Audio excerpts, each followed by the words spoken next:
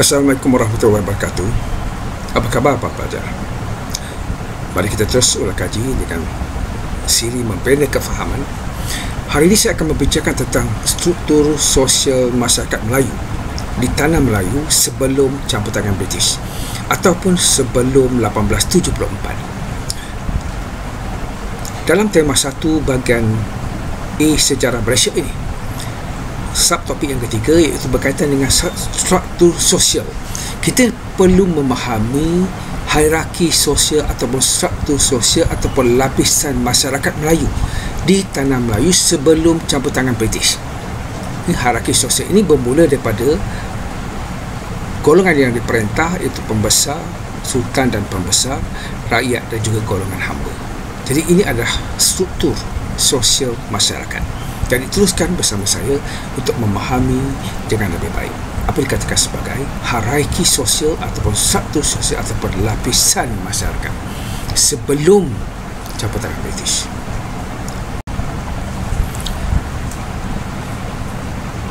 Dari segi latar belakang, ini pengenalan kepada tajuk ini. Secara umumnya masyarakat Melayu tradisional merupakan sebuah masyarakat feudal dan bercorak hierarki yang dapat dibahagikan kepada dua golongan utama, iaitu golongan yang memerintah dan golongan yang diperintah. Golongan pemerintah terdiri daripada raja ataupun sultan, pembesar dan juga ulama. Manakala golongan yang diperintah pula terdiri daripada rakyat biasa, golongan menderhaka dan juga hamba. Jadi wujud hubungan timbal balas ataupun hubungan dua ala antara golongan yang diperintah dan golongan yang diperintah dalam hierarki sosial ini ataupun dalam struktur masyarakat yang bersusun lapis ini.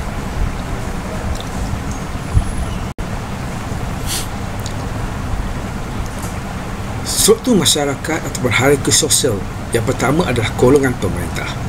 Dalam golongan pemerintah, paling atas adalah raja atau sultan ataupun yang di-Pertuan Besar. Itu gelaran yang digunakan oleh ketua negeri ataupun ketua kerajaan di setiap negeri.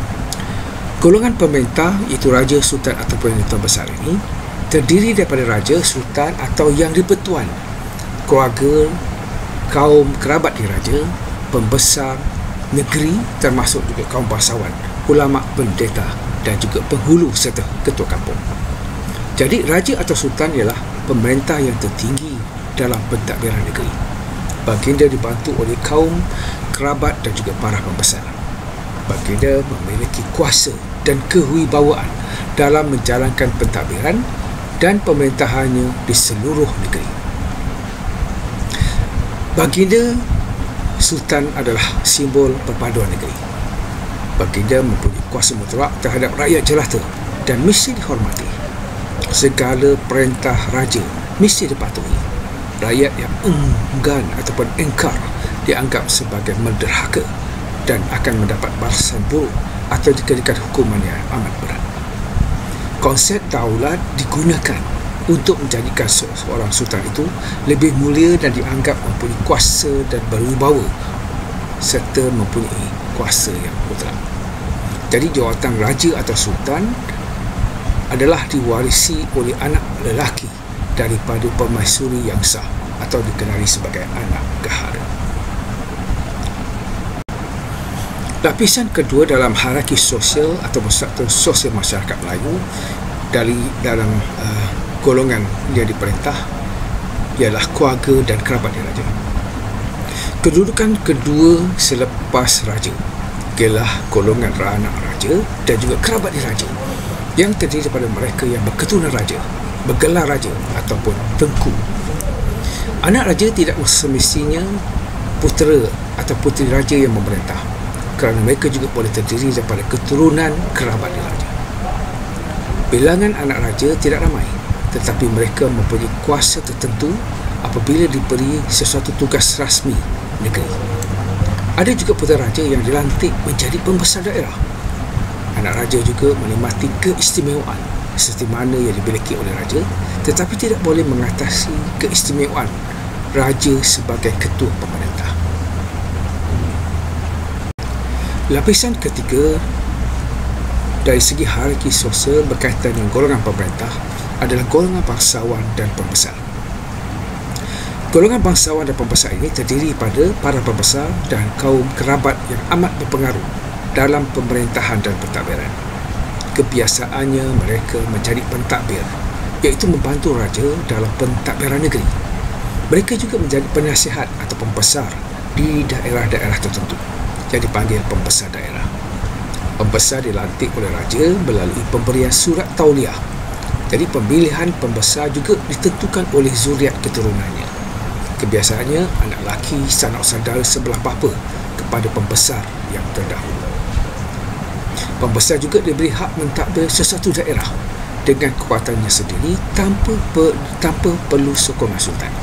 Ia akan bertindak seperti seorang raja di dalam daerahnya sendiri.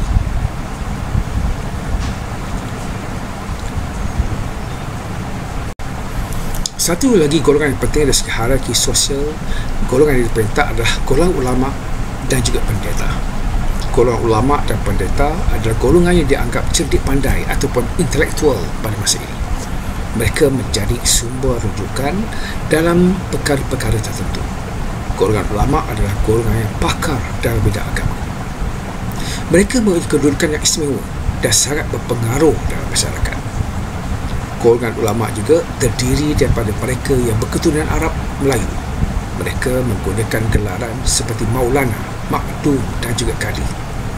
Mereka diberi gelaran kebesaran seperti Maharaja Qadi, Datuk Mufti, Seri Utama dan juga Imam Maharaja. Golongan ulama berperanan menyebarkan agama Islam. Mereka juga dilantik menjadi guru, ketua agama, qadi dan juga penasihat kepada sultan dan kerajaan dalam terutamanya tentang hukum syarak dan mengeluarkan fatwa agama.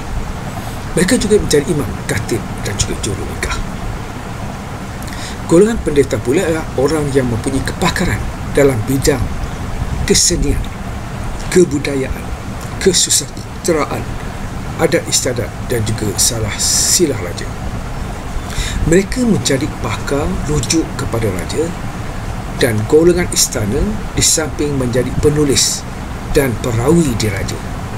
Jadi ini adalah golongan yang keempat dalam masyarakat yang memerintah, iaitu golongan ulama dan pendeta.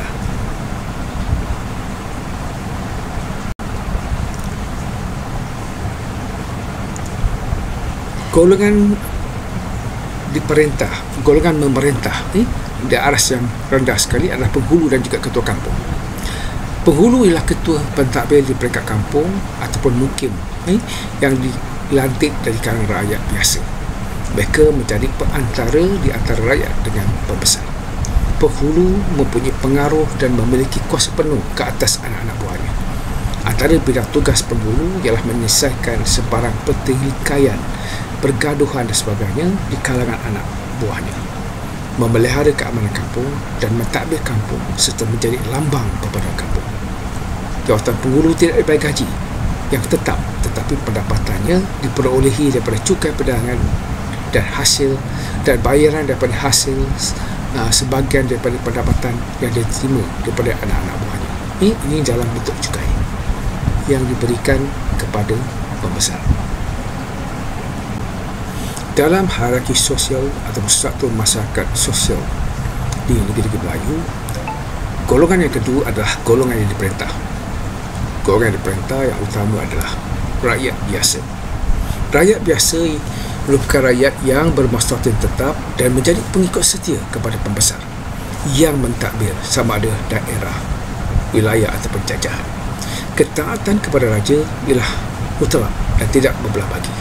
Mereka rela dengan amalan sistem serah seperti bekerja di tanah pembesar tanpa membayar upah, dan sistem kerah seperti menjadi bala tentera dan mendirikan istana.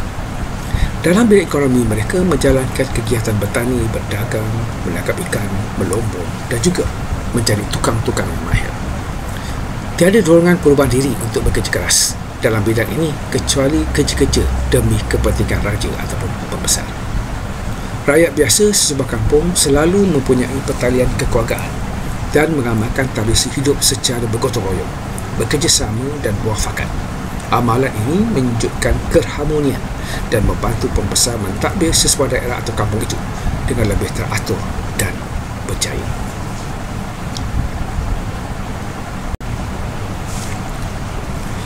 Lapisan kedua dalam golongan diperintah ialah hamba. Golongan hamba menduduki susul lapis masyarakat yang paling bawah sekali. Mereka menjadi hamba kepada para pembesar dan orang kaya dengan melakukan pelbagai tugas seperti mencuci perahu, memetik kelapa, mencari kayu api dan menjadi askar. Hamba boleh dibagikan kepada 3 jenis, iaitu hamba raja, hamba berhutang dan hamba abdi ataupun hamba biasa. Yang pertama adalah hamba raja ataupun biduanda. Mereka berasal dari golongan yang menderhaka, dikenali sebagai budak raja atau bergelar biduanda. Mereka dimiliki oleh raja dan mempunyai taraf yang lebih tinggi berbanding dengan hamba-hamba yang lain. Hamba raja dan keturunannya menjadi hamba secara turun-temurun dan hanya akan dibebaskan jika mendapat kerelaan raja. Yang kedua adalah hamba abdi ataupun hamba biasa. Hamba abdi atau hamba biasa ialah hamba yang terdiri pada mereka yang berasal dari keturunan hamba. Mereka diperolehi daripada pembelian ataupun pertukaran oleh tuannya. Golongan hamba ini menjadi hamba seumur hidup secara turun-temurun.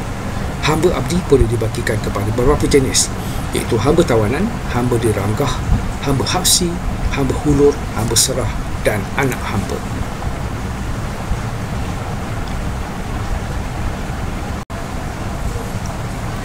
Satu lagi kategori hamba adalah hamba berhutang.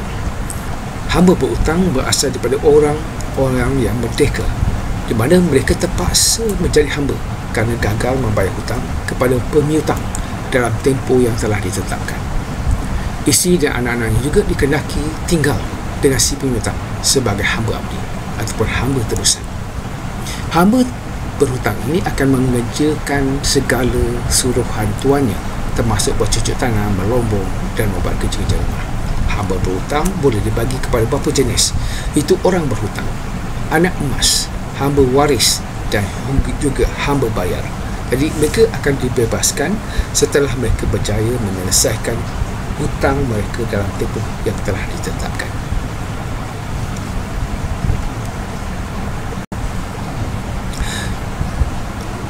Kesimpulan yang boleh kita buat berdasarkan apa yang kita belajar pada hari ini, Pak Fajar, pertama sekali kita kena faham bila kita sebut struktur sosial ataupun hierarki sosial ataupun lapisan masyarakat, dia merujuk kepada lapisan yang wujud, iaitu daripada golongan di atas hingga di bawah. Itu golongan yang memerintah dengan golongan yang diperintah. Ini golongan pemerintah itu terdiri pada sultan, pembesar, kerabat diraja, pembesar, ini penghulu, ketua kampung dan sebagainya. Itu golongan pemerintah, termasuklah pendeta dan golongan ulama. Dan satu lagi adalah golongan diperintah, iaitu rakyat, itu hamba, rakyat biasa, hamba dan juga orang pedagang, ni golongan kiwi dan sebagainya. Jadi dari kesimpulannya, apa yang kita boleh jelaskan ialah struktur sosial masyarakat ini boleh dibagi kepada beberapa susun lapis masyarakat yang dapat digolong pada golongan pemerintah dan diperintah. Itu yang pertama. Kedua, setiap golongan ini sama ada diperintah ataupun pemerintah mempunyai peranan dan tanggungjawab masing-masing dalam masyarakat. Keadaan ini berubah setelah kedatangan British, di mana struktur masyarakat Melayu telah berubah, di mana peranan golongan pemerintah itu semakin berkurangan dan sistem hamba telah dihapuskan.